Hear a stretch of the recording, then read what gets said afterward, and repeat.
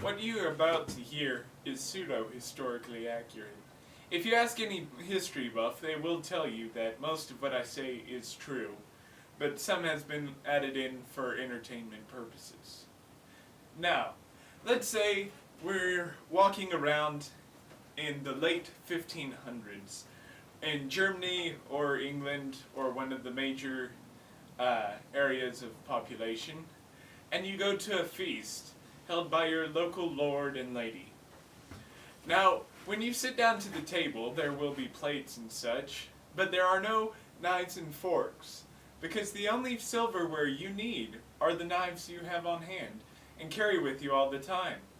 Now, this would be a problem at times, because let's say you're walking around and some man dishonors you. Well, of course you have to stab them down right there and, disembowel them or whatever is needed to correct your honor. Or let's say you're the person hosting this grand party, and you invite two people who don't really like each other. Somebody dishonors the other person.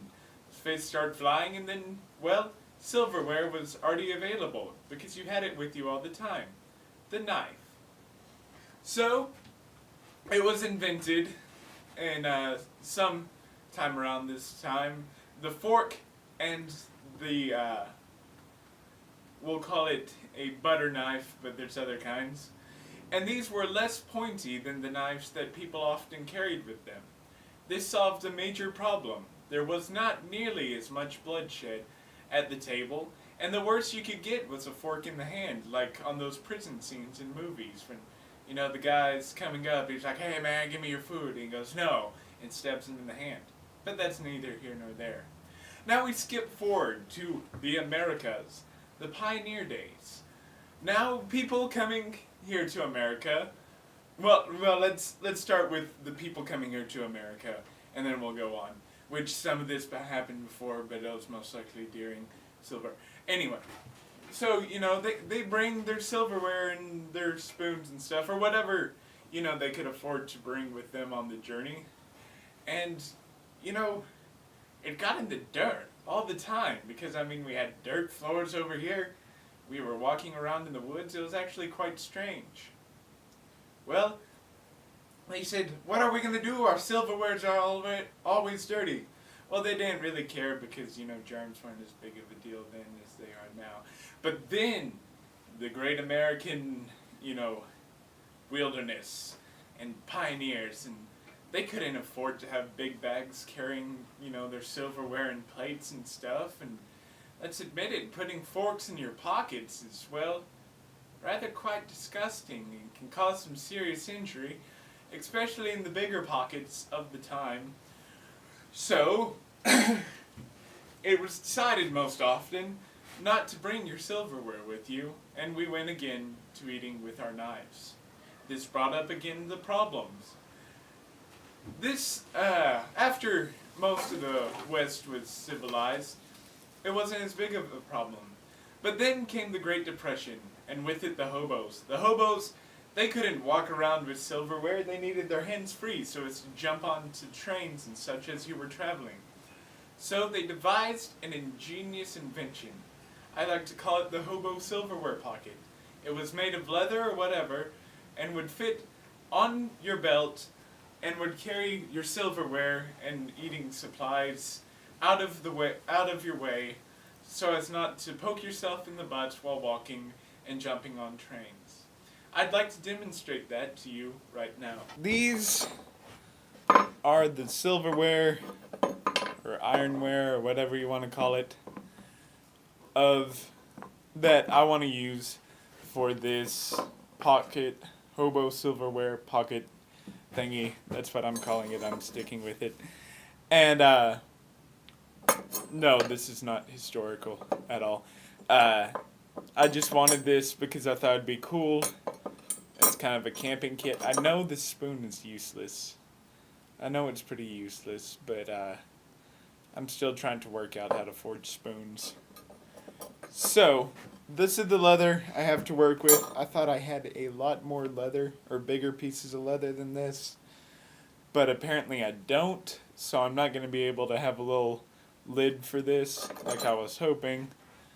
But these should, let me lay them out, these should all be able to fit in here to where I can make it sort of a curved shape, and they'll fit nicely in there. There will be some leather tooling in this video, so I guess here's how.